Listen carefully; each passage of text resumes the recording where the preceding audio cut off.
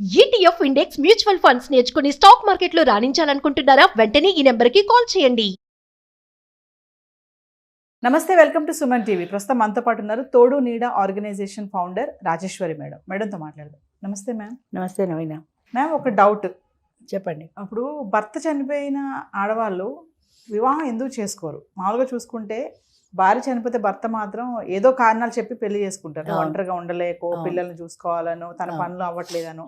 అలా మరి భార్యలు ఎందుకు చేసుకోవట్లేదు? అంటే వాళ్ళకి కోరికలు, ఆశలు ఏమి ఉండవా? అంటే అన్ని చంపేసుకుంటారా వాళ్ళు? అంటే అందరి గురించి కాదు, కొంతమంది అయితే ఉన్నారు అలాగా. అంటే వాళ్ళు ఎందుకు అసలు పెళ్లి చేసుకోరు? అంటే అది ప్రతి మనిషికి సహజంగా వయసుతో పాటు వచ్చే కోరికలు, ఆశలు, ఇష్టాలు అన్నీ ఉంటాయి.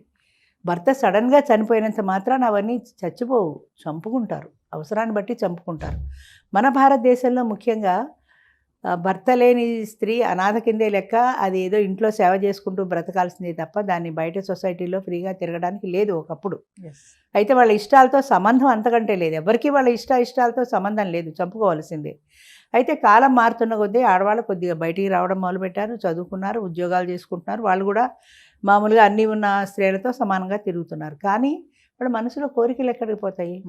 బయటికి వ్యక్తపరచలేరు. భయం. 100కి 90 మంది బయట పోయినా కూడా ప్రతి మనిషిలాగానే ఆవిడకు కూడా బొట్టు పెట్టుకోవాలి, పూలు పెట్టుకోవాలి, అందరితో సరదాగా తిరగాలి, భర్తతో సరదాగా సమయం గడపాలి అనే కోరిక ప్రతి ఒక్క ఆడదానికి ఉంటుందమ్మా.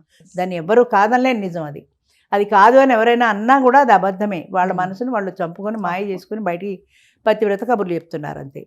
ఎవరి కోరికలు కాదనేటువంటి పరిస్థితి సమాజానికి ఉంది. అంటే నువ్వు ఇలా చేయకూడదు, నువ్వు అలా ఉండకూడదని కొన్ని టర్మ్స్ అండ్ కండిషన్స్ డిక్టేట్ చేశారు సమాజం మనకి ఆ రోజుల్లో. ఇంకా చాలామంది వస్తున్నారు. ముఖ్యంగా పిల్లలకి వ్యతిరేకించి చాలామంది పిల్లల్ని వ్యతిరేకించలేక వెనక్కి వెళ్ళిపోతారు. పిల్లలు ఏదేదో చాలా పరువు తక్కువ అనుకుంటారు. మీ అమ్మ మళ్ళీ పెళ్లి చేసుకుందా అని. సమాజం ఊరుకోదు కదా. మీ అమ్మ మళ్ళీ పెళ్లి చేసుకుందా అని అడిగితే వీళ్ళు చాలా తప్పులా ఫీల్ అవుతారు. కానీ అవును, మా అమ్మ పెళ్లి చేసుకుంది, నేనే పెళ్లి చేశాను, మా అమ్మ ఒంటరిగా ఎన్నాళ్ళు ఉంటుందని తిరిగి సమాజాన్ని ప్రశ్నించలేరు వీళ్ళు.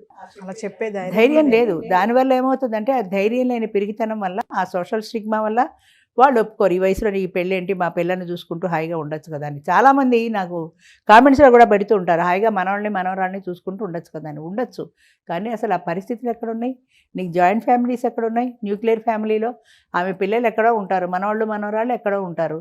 ఈవిడ ఎప్పుడో ఏడాదికో 2 ఏళ్లకో ఓసారి 10 రోజులు వెళ్ళిందనుకో, వాళ్ళు దగ్గరికి రాలేరు, దూరం నుంచి చూస్తారు. కాబట్టి ఆవిడ దగ్గర అవ్వాలంటే కొన్ని నెలలు వాళ్ళతో కలిసి ఉండాలి. వాళ్ళతో అటాచ్మెంట్ ఉండదు కాబట్టి ఆ అటాచ్మెంట్ లేకపోవడం వల్ల ఆ ఎఫెక్షన్ ఉండదు.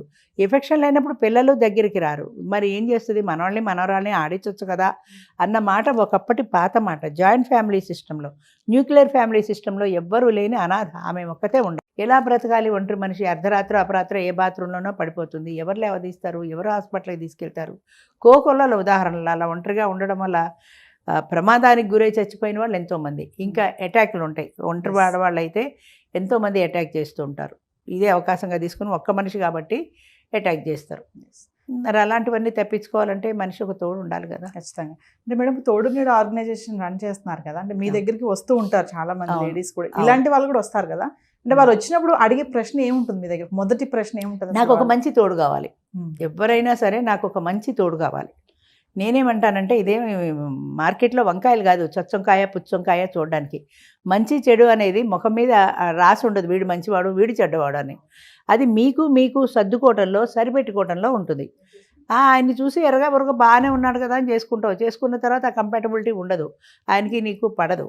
అంచేత కొద్ది రోజులు మాట్లాడుకున్న తర్వాత మీ ఇద్దరికీ సరిపడుతుందా లేదా, మీ భావాలు సరిపడతాయా లేదా, మీ ఊహలు సరిపడతాయా లేదా, నీ ఇష్టానికి ఆయన ఎంతవరకు గౌరవిస్తాడు, నువ్వెంతవరకు ఆయన ఇష్టాన్ని గౌరవిస్తావు అనేది వాళ్ళ మాటల ద్వారా తెలియాలి. ఇంకొక ప్రధానమైన అంశం ఏంటంటే, స్త్రీలకి స్వాభిమానం కానీ, లేదా కలిసి ఉండడంలో ఉండేటువంటి ఆ సహజీవనంలో ఉండేటువంటి కష్ట నష్టాలు కానీ ఎదుర్కొనే ధైర్యం ఉండాలి. ఆయన ఇష్ట ప్రకారమే నడవాలని కొన్ని తరాలుగా మగవాడు పెత్తనం అలవాటు అయిపోయింది. అంచేత చిన్న వాటిల్లో సర్దుకునే సహనం ఆడదానికి ఉండాలి. లేదంటే ఇద్దరు హోరాహోరీ పోట్లాడుకుంటారు, దానివల్ల ప్రయోజనం లేదు కదా. అంచేత ఆ సర్దుబాటు గుణం ఉందా లేదా చూసుకోవాలి. సర్దుబాటు గుణం ఉండే తీరాలి. అంటే ఆయనకి ఇష్టమైన పని ఆయన చేసినప్పుడు ఇది నాకు ఇష్టం లేదు, నువ్వు ఎలా చేస్తావు అని క్వశ్చన్ చేయడానికి లేదు. నువ్వు తట్టుకోవలసిందే. అలాంటి సహనం, అలాంటి సర్దుబాటు తత్వం ఆడవాళ్ళలో ఉంటేనే ఒక అడుగు ముందుకు వెళ్ళగలుగుతారు. ఎందుకంటే మగవాడి మనస్తత్వంలో ఇంకా మార్పులు రాలేదు. ఏ నూటికో ఒక్కోటికో ఒకరో ఇద్దరో ఉంటారు. ఆమెకి విలువివ్వాలి, ఆమె అభిప్రాయాలకి నేను విలువివ్వాలి అని ఆలోచించే మగవాళ్ళు చాలా తక్కువ ఉంటారు సహజంగా. వయసు మీద పడినా కూడా పడిన కొద్దీ పెరుగుతుంది. ఎందుకంటే చిన్నప్పటి నుంచి నాకు నా ఇష్టమే అలవాటు అయిపోయింది, ఇప్పుడు నువ్వు వచ్చి కాదంటే ఎలా అని అడిగేవాళ్ళు ఉంటారు. ఒక మహానుభావుడు గారు చెప్పారు, ఆయనకి 2 గంటలకు భోజనం అలవాటుట, ఆవిడకి 1 గంటకు అలవాటుట.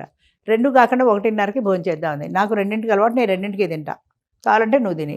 ఆమె దారిని ఆమె తినేసి ఆమె దారిని ఆమె పడుకొని ఆమె దారిని ఆమె ఉండిపోయినప్పుడు ఇద్దరు కలిసి ఉన్న ఉపయోగం ఏముంది? ఇద్దరు కలిసి ఉండాలంటే ఏదైనా కొన్ని కాంప్రమైజ్ కావాలి జీవితంలో ఇద్దరు కూడా. అది లేనప్పుడు అలాగే కొట్టుకు చూస్తుంటారు. అంచేత ముఖ్యంగా మనం అడిగేది ఏంటంటే ఒక మంచి తోడు చూసి పెట్టండి అని. ప్రీవియస్ మేడం నేను మీ ఆర్గనైజేషన్కి వచ్చినప్పుడు కపుల్స్తో కూడా మాట్లాడాను, కొంతమంది బ్యాచిలర్స్తో కూడా మాట్లాడాను. అంటే అక్కడికి మీ ఆర్గనైజేషన్ వచ్చిన వాళ్ళు కొంతమంది పెళ్లి చేసుకుంటారు, కొంతమంది మాత్రం ఫ్రెండ్స్గా కూడా ఉన్నారు చాలామంది. అంటే వాళ్ళు తోడు దొరకక, లేకపోతే వాళ్ళు అలా ఫ్రెండ్లీ నేచర్ అన్నట్ట, అదే సహజీవనం కూడా ఉంటుందా? ఎక్కువ మంది ఇప్పుడు సహజీవనానికి ఇష్టపడుతున్నారు. మగాళ్ళు ఎక్కువ ఇష్టపడతారు సహజంగా. ఎందుకంటే సహజీవనంలో ఉన్న వెసులుబాటు ఏంటంటే పడకపోతే మళ్ళీ కోర్టుకి ఎక్కడం, డైవర్సు కొన్ని సంవత్సరాలు పడుతుంది వాళ్ళకి విడాకులు రావాలంటే. మ్యూచువల్ కన్సెంట్ మీదైనా 1 సంవత్సరం పడుతుంది. ఆమెకు విడిపోవాలని ఉండకపోవచ్చు, ఈయనకి విడిపోవాలని ఉండొచ్చు. అంచేత ఈ తేడాలతో మ్యూచువల్ కన్సెంట్ రాదు. సహజీవనం అనుకో, నాకు అక్కర్లేదని వెళ్ళిపోవడం తేలిక, ఎప్పటికప్పుడు దుమ్ము దులిపేసుకుని వెళ్ళిపోవచ్చు. అంచేత సహజీవనంలో ఆ సౌకర్యం ఉంది కాబట్టి ఎక్కువ మంది మగవాళ్ళు సహజీవనానికి ఇష్టపడతారు. ఆడవాళ్ళు కూడా ఇప్పుడు కాలం మారుతోంది కాబట్టి వాళ్ళు కూడా సహజీవనానికి అభ్యంతరం లేదు, కానీ నాకు ఇల్లు రాసి అని అడుగుతారు సింపుల్గా.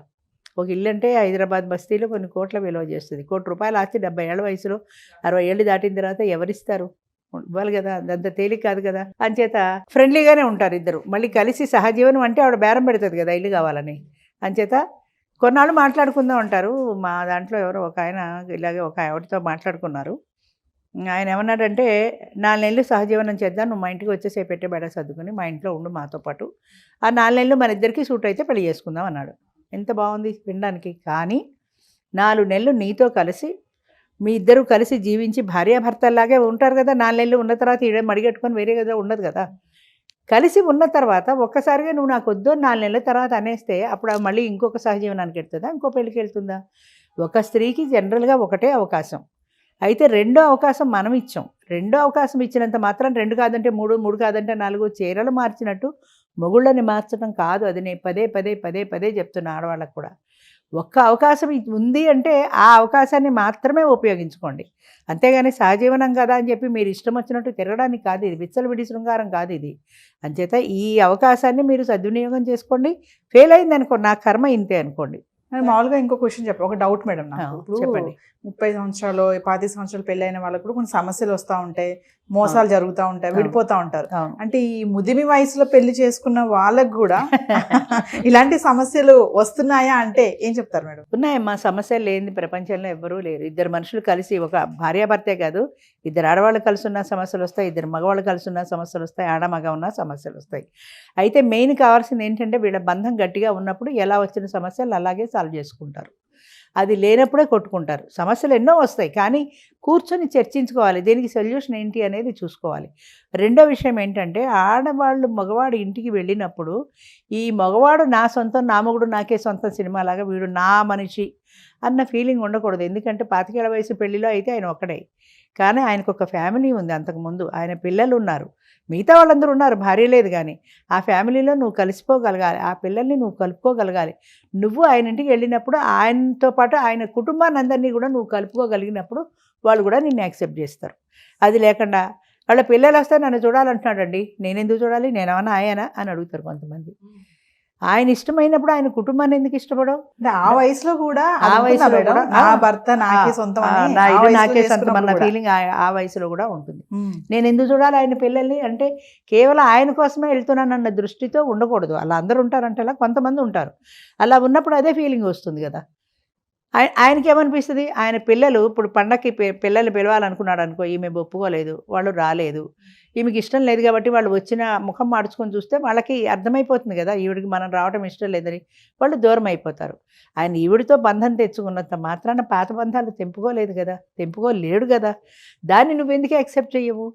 కూర్చొని మాట్లాడుకో. నీ పిల్లలుంటే నీ పిల్లలు లేరమ్మ, ఆయన పిల్లలు ఉంటే ఆయన పిల్లలు వస్తారు. అలా అందరూ కలిసిపోయినప్పుడు ఆ కుటుంబంలో ఆ బంధం గట్టిపడుతుంది. అది లేకుండా నా మొగుడు నాకే సొంతం అని, నాకు మాత్రమే ఈయన సొంతం అని ఆయన, నాకు మాత్రమే ఈవిడ సొంతం అని ఈయన అనుకుంటే ఈ వయసులో పెళ్ళిళ్ళు సక్సెస్ కావు. ఎక్కడైనా అంతే. Thank you ma'am. Thank you అమ్మా.